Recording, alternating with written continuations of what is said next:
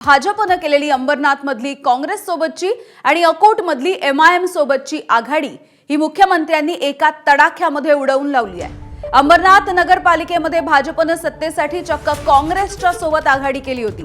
अकोटमध्ये भाजपने सत्तेसाठी MIM सोबत हातमिळवणी केली होती। यामुळे राजकीय वर्तुळामध्ये खळबळ माजली। भाजपवरती चहूबाजूंनी टीका होऊ लागली। एबीपी नेटवर्कला दिलेल्या एक्सक्लुझिव्ह मुलाखतीमध्ये मुख्यमंत्र्यांनी या आघाड्या मोडाव्याच लागतील असे ठामपणे सांगितले। तसंच अशा आघाड्या करणाऱ्यांवरती कठोर कारवाई करण्याचे आदेशही दिलेत। पक्षामध्ये अनुशासनहीनता खपवून घेतली जाणार नाही असं देखील मुख्यमंत्र्यांनी खडसावलंय। अकोट आणि अंबरनाथच्या संदर्भात मुख्यमंत्र्यांनी सगळ्यात आधी एबीपी माझाच्या मुलाखतीमध्ये या संदर्भातलं भाष्य केलंय। काँग्रेस आणि MIM सोबत केलेली हातमिळवणी ही अनुशासनहीनता असल्याचं त्यांनी ठणकावलं। काँग्रेस MIM सोबत आघाडी चालणार नाही असंही त्यांनी सुनावलंय आणि ही आघाडी करणाऱ्यांवरती आता कारवाई करणार असल्याची माहिती मुख्यमंत्र्यांनी दिली आहे। अंबरनाथ में कल जो हुआ, कांग्रेस के साथ मिलकर आपने वहाँ पर सत्ता काबिज की और एकनाथ शिंदे को अलग रखा। इसी तरह MIM के साथ में आपने मदद लेकर अकोला अकोट में अलायंस करके किया है। देखिए, मैं बहुत साफ शब्दों में कहता हूँ, कांग्रेस और MIM के साथ कोई अलायंस नहीं चलेगा। ये अलायंस तोड़ना होगा। अगर लोकल लेवल पर किसी ने ये बात की है तो ये गलत है, अनुशासनहीनता है, इसके ऊपर कार्रवाई होगी। बिल्कुल कार्रवाई होगी, ये नहीं चलेगा। तो ये लोकल लेवल पे हुआ है, तो इस बारे में आपने आदेश दिए हैं अभी? देखिए, बिल्कुल 100% मैंने आदेश दिए, हम इस पर कार्रवाई करेंगे। दरम्यान शिवसेनेचे खासदार श्रीकांत शिंदे यांनी अंबरनाथ मधल्या काँग्रेस सोबतच्या युतीच्या संदर्भात नेमकं काय म्हटलंय बघूया। अंबरनाथमध्ये तुमच्या बरोबर सत्ता स्थापन होणं अपेक्षित होतं, तसे गणित पण जुळत होते। असं असताना तुम्हाला बाजूला ठेवलं आणि काँग्रेस सोबत गेले। केंद्रामध्ये महायुती आहे, राज्यामध्ये महायुती आहे आणि नगरपालिकेमध्ये देखील आपण पाहिलं असेल की महायुतीच्या सगळ्यात जास्त जागा निवडून आल्या आणि महानगरपालिकेमध्ये देखील मॅक्झिमम ठिकाणी महायुतीचं वातावरण आहे।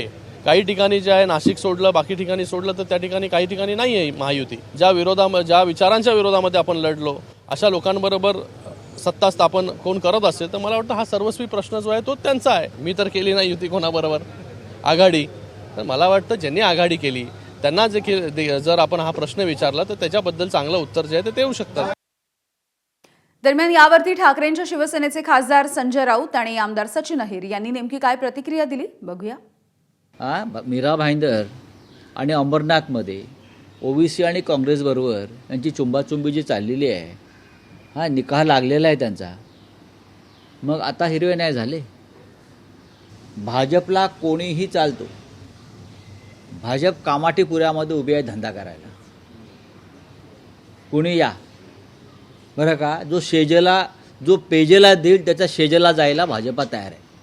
काय, माझं वाक्य नीट समजून घ्या।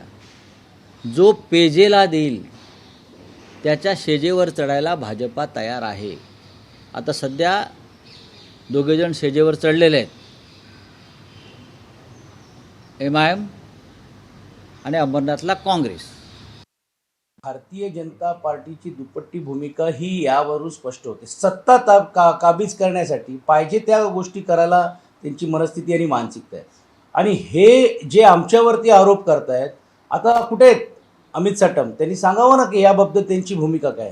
मग ते बोलतील की मला काय विचारू नका, मला फक्त मुंबईपुरताच विचारा की MIM बरोबर जे कालपर्यंत जे धर्मांतरीकरण हिंदुत्वाची गोष्ट करत होते, कुठे गेलं आता त्यांचं हिंदुत्व।